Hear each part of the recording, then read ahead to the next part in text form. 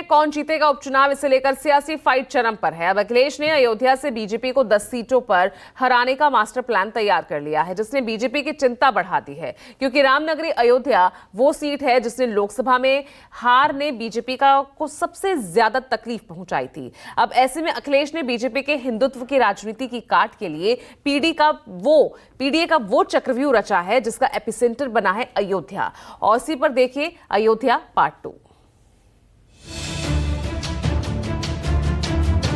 मिल्कीपुर वाले कैसे भारतीय जनता पार्टी को दोबारा हरा कर दिखाएंगे। जनता इंतजार कर रही है 27 का। राम भक्तों का लहू बहाने वाले क्या अयोध्या में राम मंदिर का समर्थन करते? क्या दुनिया की कोई ताकत लगा दे, दुनिया की कोई ताकत लगा दे, मिल्कीपुर चुनाव में कुछ भी नहीं कर पाएंगे। बीजेपी से मुक्ति होने का मतलब है तमाम परेशानियां, दुख, संकट से मुक्ति होना। पिछड़ों के, दलितों के जन्मजात दुश्मन अगर मैं कहूं तो श्री अखिलेश यादव जी एंड कंपनी है।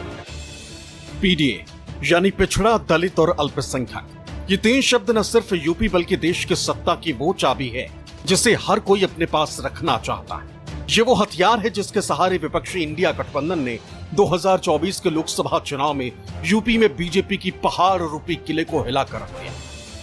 ये वो हथियार है जिस पर सवार होकर अखिलेश ने समाजवादी पार्टी को एक बार फिर यूपी की सियासत में बीजेपी के बराबर लाकर खड़ा कर दिया। ये वो ब्रह्मास्त्र है जिसके दम पर अब अखिलेश एंड कंपनी यूपी की सत्ता में वापसी का सपना संजो रही। 10 में से 10 इंडिया गठबंधन जीतेगा पीडीए रणनीति का। सवाल सीट का नहीं, सवाल जीत का है। पिछले कुछ दिनों से अखिलेश लगातार अयोध्या को लेकर बीजेपी को घेरने की कोशिश कर रहे हैं। योगी सरकार पर करारा प्रहार कर रहे हैं, चाहे जमीन का मुद्दा हो या फिर अयोध्या के विकास का मुद्दा। अखिलेश लगातार बीजेपी को घेरने में लगे।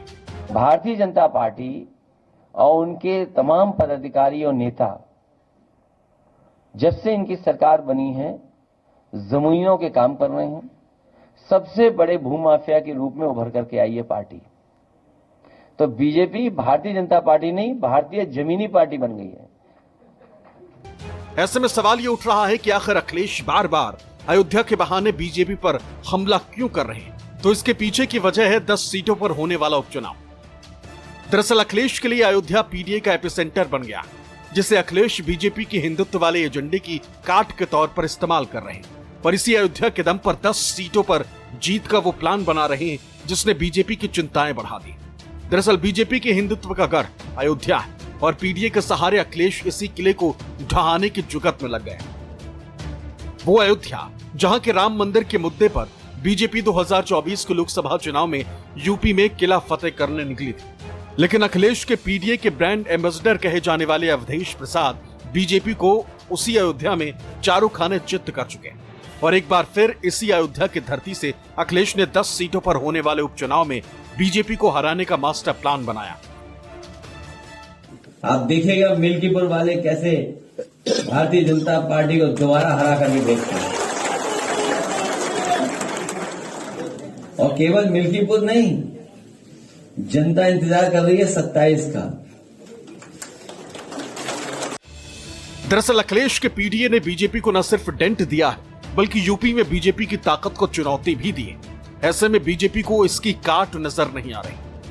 वहीं सीएम योगी भी लगातार राम मंदिर के मुद्दे पर समाजवादी पार्टी के साथ साथ पूरे इंडिया गठबंधन को घेरने में लगे। राम भक्तों का लहू बहाने वाले क्या अयोध्या में राम मंदिर का समर्थन करते? क्या तुष्टीकरण के पोषक लोग क्या अयोध्या में राम मंदिर के निर्माण के पक्षधर थे? क्या उधर अखिलेश के पीडीए का चेहरा माने जाने वाले अवधेश प्रसाद भी लगातार बीजेपी को घेरने में लगे। दावा कर रहे हैं कि बीजेपी जितना जोर लगा ले लेकिन मिल्कीपुर में जीत नहीं सकती। साथ ही 2027 को लेकर भी अवधेश बीजेपी की हार की भविष्यवाणी कर रहे हैं। कोई भी आ जाए, दुनिया की कोई ताकत लगा दे, दुनिया की कोई ताकत लगा दे, मिल्कीपुर चुनाव में कुछ भी नहीं कर पाएंगे। हम जानते हैं हमारी सरकार बनेगी और अगर 50 सीट बीजेपी पा जाएगी तो आप लिख लीजिए, हमारे पास आइए, हम नहीं छोड़ देंगे। 50 सीट 27 में नहीं पाएगी, सफाया हो जाएगा। मैं कोई साधारण बात नहीं बोल रहा हूं, आपके सामने बोल रहा हूं। अखिलेश जानते हैं कि अगर उनका पीडीए फॉर्मूला हिट हो गया तो फिर यूपी के सत्ता में उनकी वापसी आसान हो जाएगी। यही वजह है कि लगातार पीडीए वाले फॉर्मूले पर ही यूपी की सियासी जमीन तैयार करने में जुट गए। अगर यूपी में पीडीए यानी पिछड़ा दलित अल्पसंख्यक की आबादी के आंकड़ों पर गौर करें तो यूपी में पिछड़ों की आबादी करीब 45%, वहीं दलित आबादी 21.5%, अल्पसंख्यक यानी मुस्लिमों की बात करें तो उनकी आबादी है करीब 20%, यानी यूपी की कुल आबादी में 86.5% आबादी पीडीए की। यही वजह है कि अखिलेश लगातार कई मंचों से पीडीए की वकालत करते नजर आते हैं। ये पीडीए गठबंधन 90% लोगों का है, जिसमें पिछड़े, दलित भाई, अगड़े, आदि आबादी और अल्पसंख्यक में मुसलमान भाई, चाहे बौद्ध हो, जैन हो, सभी लोगों को शामिल किया है और ये 90% लोग इस सरकार के खिलाफ हैं। पीडीए की रणनीति और इंडिया गठबंधन का साथ जनता ने दिया है। अब उपचुनाव में योगी के लिए चुनौतियां क्या हैं, जिनसे पार पाना आसान नहीं, और अगर इन चुनौतियों की काट योगी आदित्यनाथ नहीं ढूंढ पाए तो फिर बीजेपी का उपचुनाव जीत का सपना तो टूटेगा ही, लेकिन उससे ज्यादा ये योगी आदित्यनाथ की इमेज के लिए निजी क्षति होगी। चुनौतियों की बात करें तो योगी के सामने पार्टी कार्यकर्ताओं और नेताओं की नाराजगी दूर करना, संविधान और आरक्षण विरोधी नैरेटिव की काट ढूंढना, सहयोगियों को संतुष्ट रखना, दिल्ली का विश्वास बनाए रखना, पार्टी में दबदबा बनाए रखना। जाहिर है कि पार्टी के भीतर विरोधियों की यह पूरी कोशिश होगी कि इस उपचुनाव में योगी आदित्यनाथ को एक कड़ा संदेश जाए। यही वजह है कि मुख्यमंत्री योगी आदित्यनाथ उपचुनाव को लेकर दिन रात एक किए हुए हैं। उपचुनाव की पूरी कमान भी योगी आदित्यनाथ ने अपने हाथों में ले रखी है, क्योंकि इसका नफा और नुकसान उन पर बैकफायर भी कर सकता है। अब ऐसे में सवाल ये उठता है कि आखिर अखिलेश यादव ने अयोध्या को ही क्यों चुना है और कैसे अयोध्या को साथ कर वो 10 सीटों पर जीत दर्ज करने की रणनीति बना रहे हैं। तो उसे समझने की कोशिश करते हैं सिलसिलेवार तरीके से 4 पॉइंट के जरिए। सबसे पहले उत्तर प्रदेश में चूंकि उपचुनाव होने जा रहा है तो बीजेपी की हिंदुत्व वाली राजनीति को चैलेंज सीधे तौर पर किया जा रहा है। बीजेपी की हिंदुत्व की राजनीति का गढ़ अयोध्या को ही माना जाता है। राम मंदिर मुद्दा बीजेपी के लिए अहम रहा है जब से पार्टी वजूद में आई है, और बीजेपी के हिंदुत्व एजेंडे की कार्ड दरअसल पीडीए के तौर पर वो देख रहे हैं। इस सबके बीच अवधेश प्रसाद मोमेंट दोहराने की तैयारी में इसलिए है क्योंकि लोकसभा चुनाव में अयोध्या की सीट अवधेश प्रसाद जीते हैं सांसद के तौर पर। पीडीए से अवधेश प्रसाद आते हैं और अवधेश प्रसाद के चेहरे पर 10 सीटें जीतने का प्लान बनाया जा रहा है। जो सीट उनके इस्तीफे से खाली हुई वहीं से उनके बेटे को टिकट भी दिया गया है। कमंडल के खिलाफ मंडल की राजनीति बीजेपी के लिए एक बड़ा चैलेंज है। पीडीए समाज में हितैषी होने का संदेश देने की कोशिश है अखिलेश यादव की तरफ से, और सबका साथ सबका विकास वाला फॉर्मूला भी दरअसल इसी के तहत आगे बढ़ाया जाएगा। अब बीजेपी की साख को चैलेंज कैसे दिया जा रहा है, क्योंकि 2024 में बीजेपी को डेंट पहुंचाया गया है। सबसे बड़ी पार्टी समाजवादी पार्टी बनकर उभरी है पीडीए फॉर्मूले पर। अयोध्या से बीजेपी का इमोशनल जुड़ाव रहा है, जैसा कि लगातार वो दोहराती है, दावा करती है। लेकिन इस सबके बीच योगी की साख का सवाल भी ये उपचुनाव जरूर बना हुआ है। यानी अखिलेश ने बहुत ही समझदारी से बीजेपी के हार्डकोर मुद्दे को टारगेट कर अयोध्या के बहाने किया है। साथ ही अयोध्या से अपने पीडीए का संदेश जन जन तक पहुंचाने की यह कोशिश है। हालांकि ये कितना कारगर होगा ये आने वाला वक्त ही बताएगा। दरअसल अयोध्या से अवधेश प्रसाद आते हैं, जो कि पीडीए के सबसे मजबूत चेहरों में से एक है। अखिलेश अवधेश के सहारे वो 10 सीटों पर होने वाले उपचुनाव में ये मैसेज देने की कोशिश कर रहे हैं कि समाजवादी पार्टी पिछड़ा, दलित और अल्पसंख्यक की सबसे बड़ी हितैषी है। साथ ही साथ अखिलेश बीजेपी की हिंदुत्व वाली राजनीति को चैलेंज देने की कोशिश भी कर रहे हैं। पीडीए ने एमवाई को हराया है। अब आप पूछोगे एमवाई क्या है? दिल्ली वाले और लखनऊ वालों को हराया है पीडीए ने। पीडीए ने मोदी योगी लोग दोनों को हराया है, इसलिए एमवाई से घबराए हुए हैं। अखिलेश को लगता है कि अयोध्या का पॉलिटिकल कार्ड हम ठीक से प्ले करेंगे तो हमें बेनिफिट मिलेगा। वो लोकसभा चुनाव जीतने के बाद जोश में हैं और बीजेपी की कई चीजें ऐसी सामने आई जहां पे भारतीय जनता पार्टी की सरकार पर उंगली उठी, जैसे किसानों की जमीन का मामला हो या सड़कों के धंसने का मसला हो या ऐसे ही जुड़े हुए जो दूसरे मुद्दे हैं।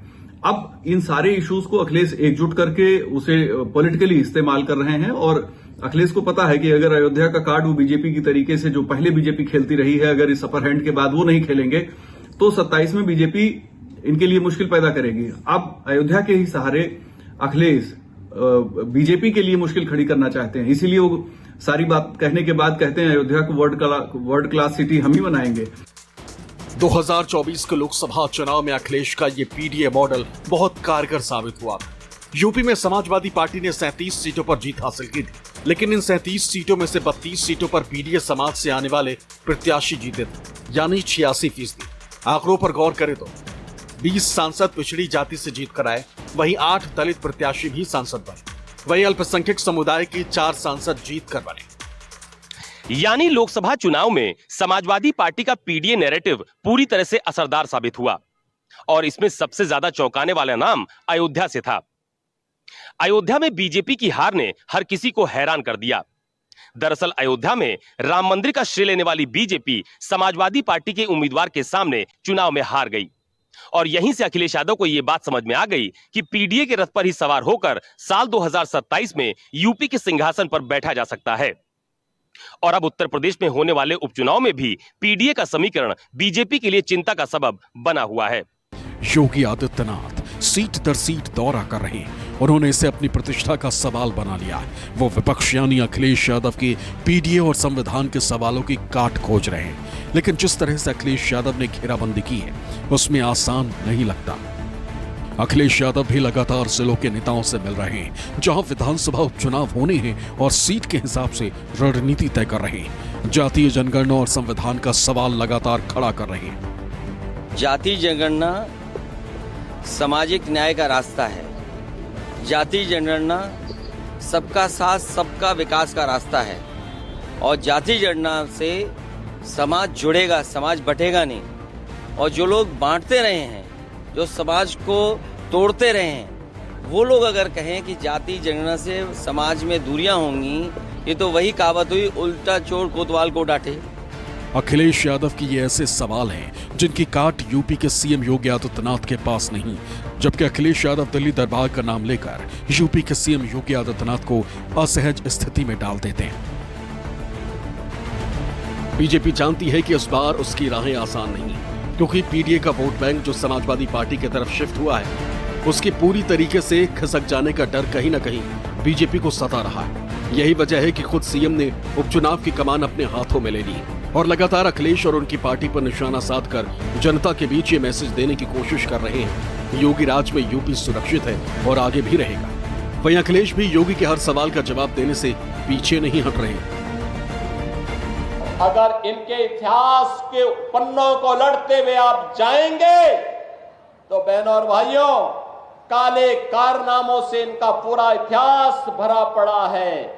लाल टोपी है लेकिन काले कारनामों के लिए लोग जाने जाते हैं। ये लाल रंग इमोशन का है। हमारे मुख्यमंत्री जी इमोशन नहीं समझ सकते हैं। और देखो हमारे यहाँ तो बाल भी हैं सर पे, तो कम से कम ये टोपी उन लोगों के भी काम आ सकती जिनके बाल ना हो, गंजे जो लोग हों।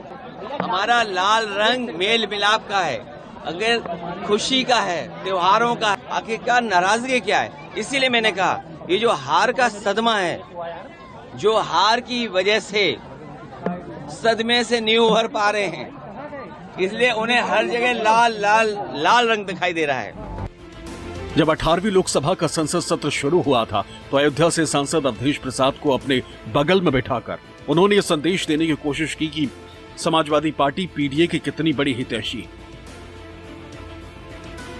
और उसे समाज में बराबर का दर्जा दिलाने के लिए हर मुमकिन कोशिश कर रही। साथ ही इसी चेहरे को अखिलेश ने बीजेपी के हिंदुत्व कार्ड की काट के रूप में संसद में पेश किया था। हम अयोध्या से लाए हैं उनके प्रेम का पैगाम। हम अयोध्या से लाए हैं उनके प्रेम का पैगाम। लोकतंत्र रक्षक सेनानी ये खड़े हमारे साथ, अवधेश जी, राजा अयोध्या। वहीं अवधेश को पीडीए का ब्रांड एम्बेसडर बनाकर अखिलेश ने वो चाल चली है जिसकी टीस बीजेपी खेमे में साफ झलकती है।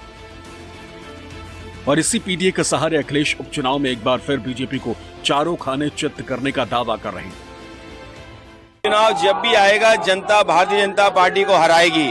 ये अधिकारियों के माध्यम से चुनाव जीतना चाहते हैं। अधिकारियों को हटाना, अधिकारियों की पोस्टिंग करना अपने मनमर्जी जो उनके लिए बूथ का काम करें अधिकारी उनको पोस्ट कर देना।